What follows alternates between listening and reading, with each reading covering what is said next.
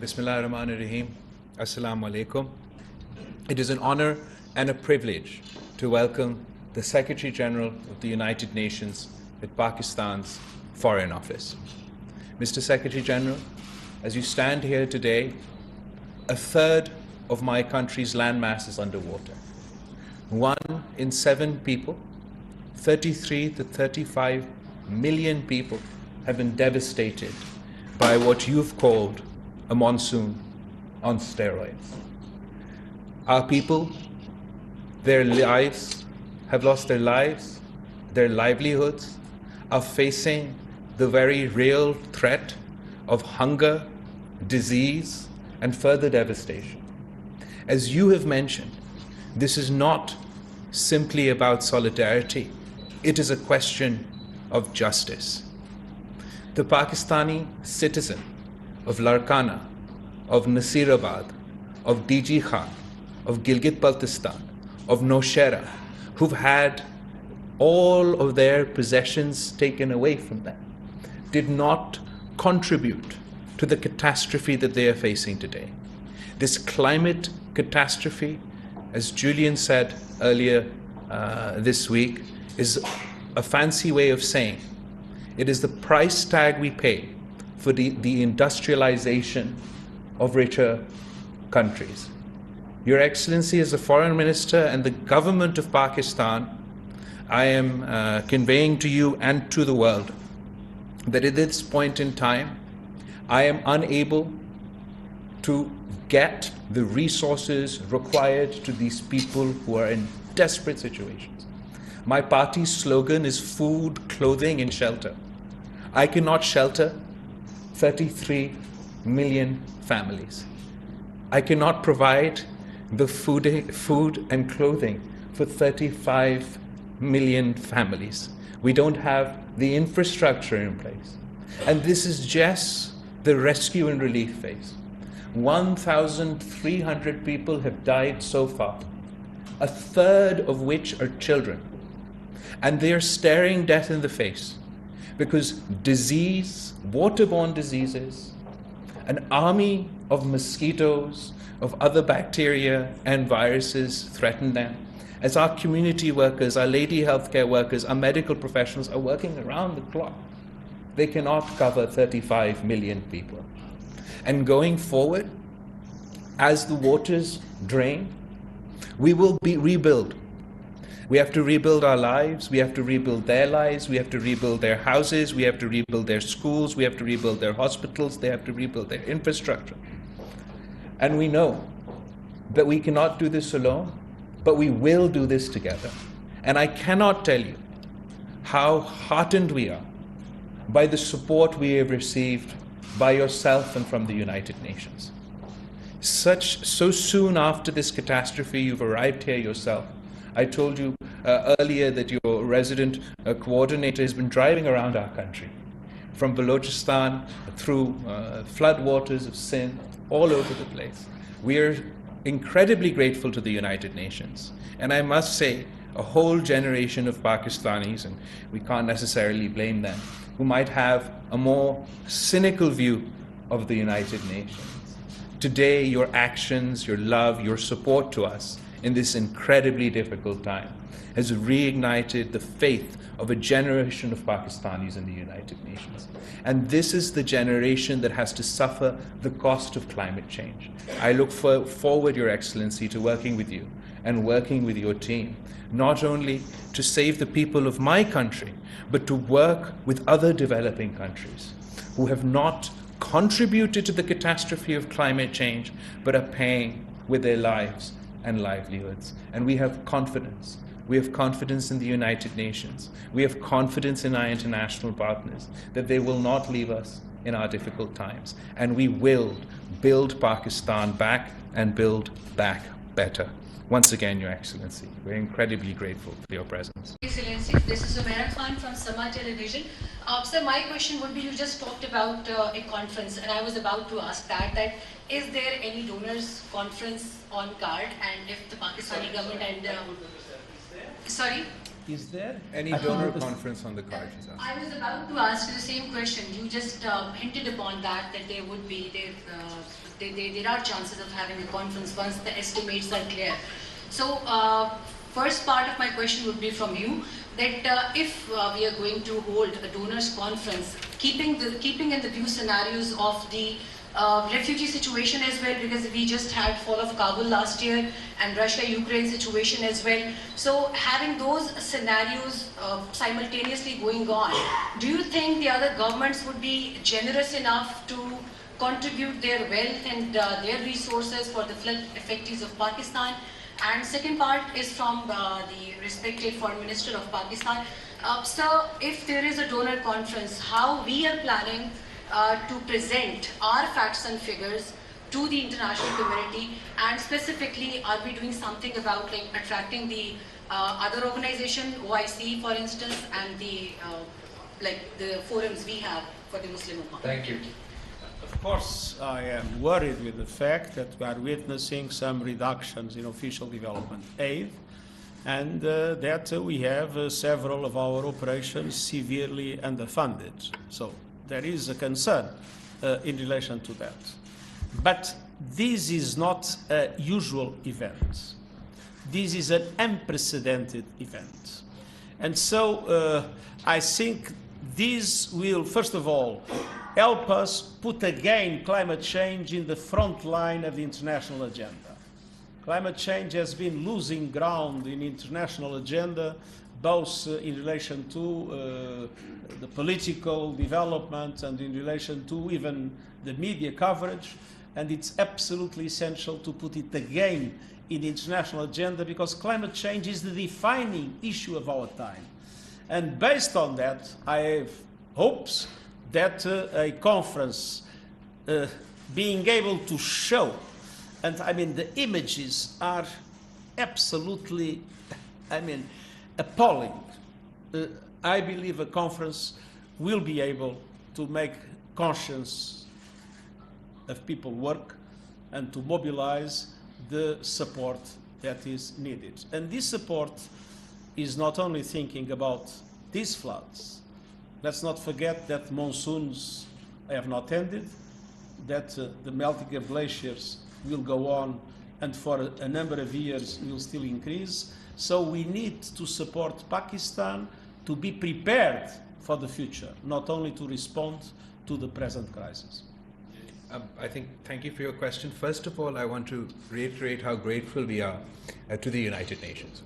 There are scenarios where you're in a difficult situation and you say that I am facing this problem, I need help.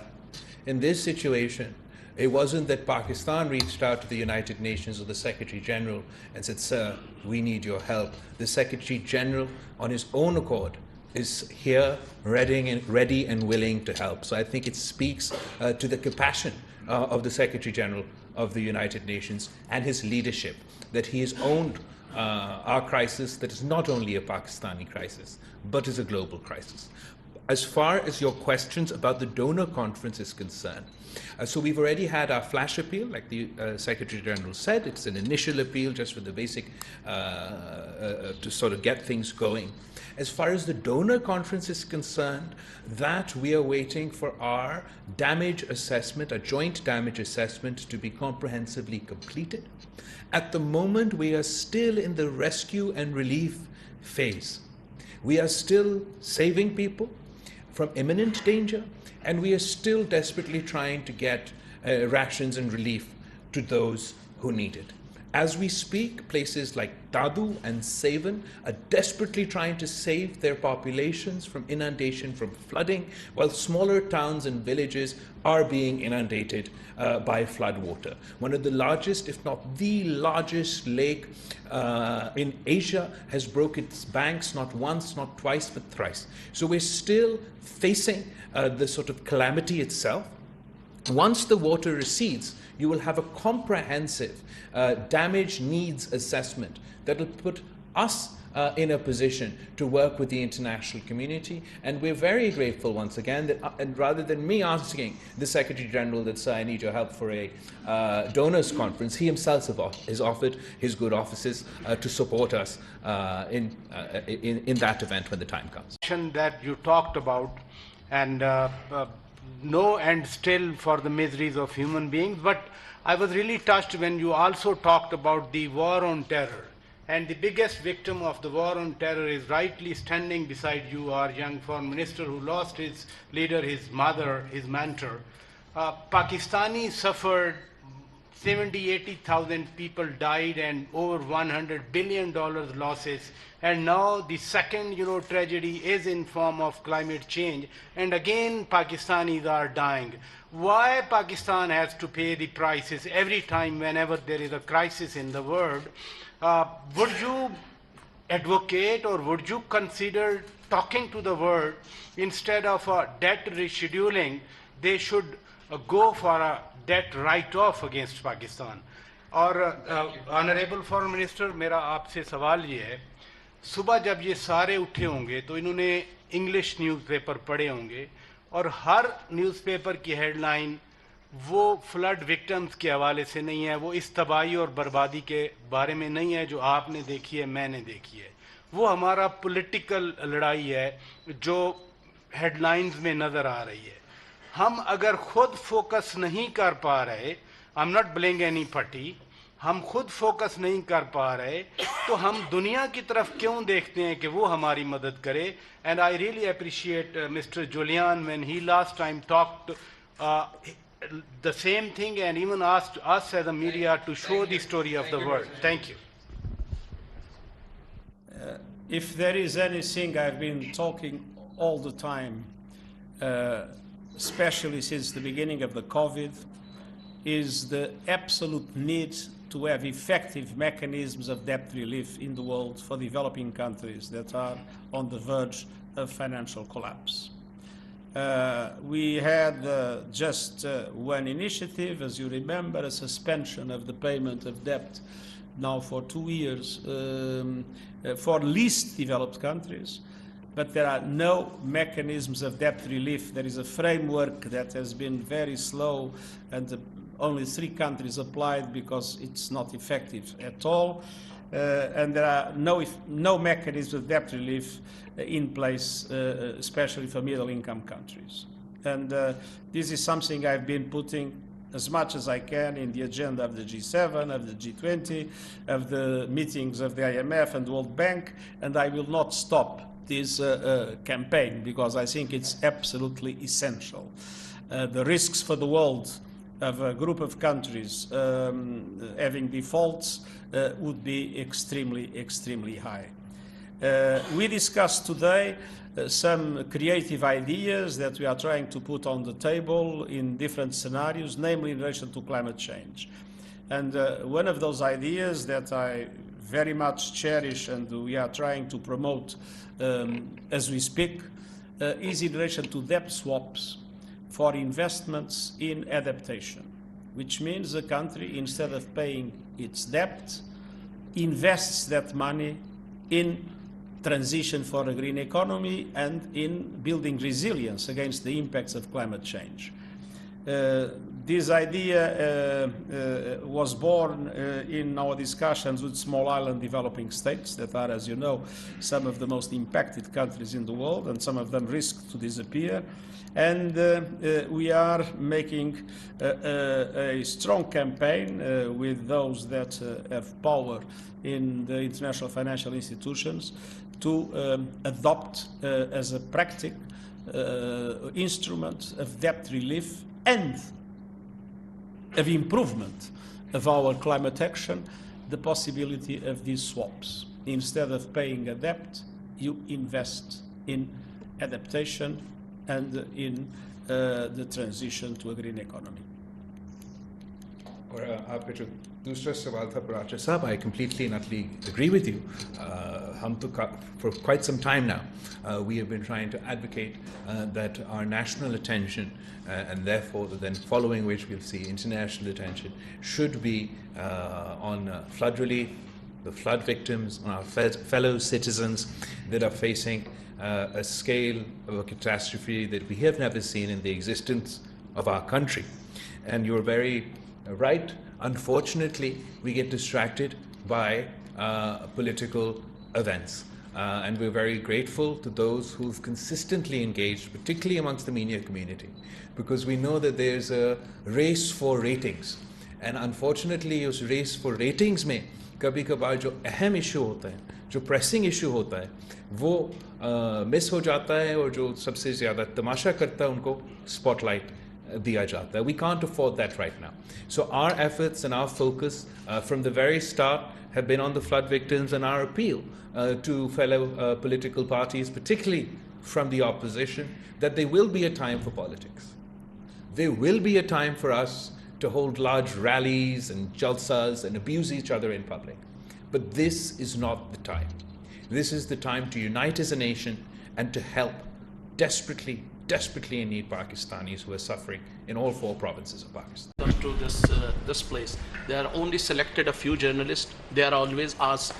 They are always allowed to ask questions. We are from foreign media, and I've been raising my hand. I have just 2 quick questions. One question is, according to a 2019 report of Water Ministry, in the past there used to be natural waterways that could carry more than 1 million cubic water.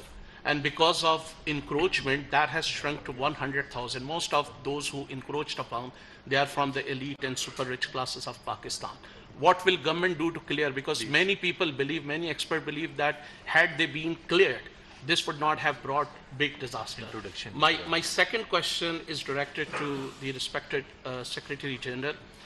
There are critics who believe that the United Nations failed in helping African countries get reparations for slavery.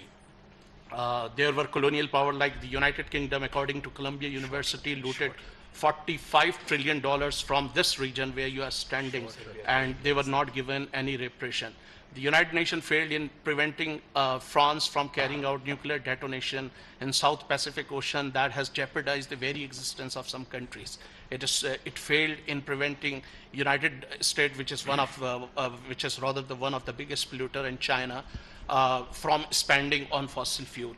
So how can the people of Pakistan pin hopes on the United Nations that we are suffering from because of the misdeeds, because of the recklessness of the global north that has been spending on fossil fuels? The largest companies belong to global north. How can people of Pakistan pin hopes on the United Nations that it will help in this hours of difficulties? So thank you. I disagree that specific journalists are asked questions every time. For example, today my friend from the Chinese media and from Sama TV have asked me a question for the first time. Second of all, as far as encroachments are concerned, absolutely. Okay, monsoons mein, barishon mein, normal rain and weather events, they are encroachments on drains and on sewerage edges, natural waterways that could help the water exit faster. In this case, where we have a 100-kilometer lake that is developed in the middle of Pakistan, where from the mountains of Balochistan water is pouring in. From the skies above, we had 2 months of just flood from the skies. And when the Indus is, the floods of the Indus are descending down, all collecting in the province of Sindh to form that 100-meter lake that is still descending to our province, आप मुझे बताएं कि मैं कितना बड़ा drain बना दूं? कौन सा ड्रेन खड़ा हो सकता है? कहाँ डैम खड़ा हो सकता है जो 100 किलोमीटर वाइड लेक को रोक सकता है, जो 100 किलोमीटर वाइड लेक को ड्रेन कर सकता है?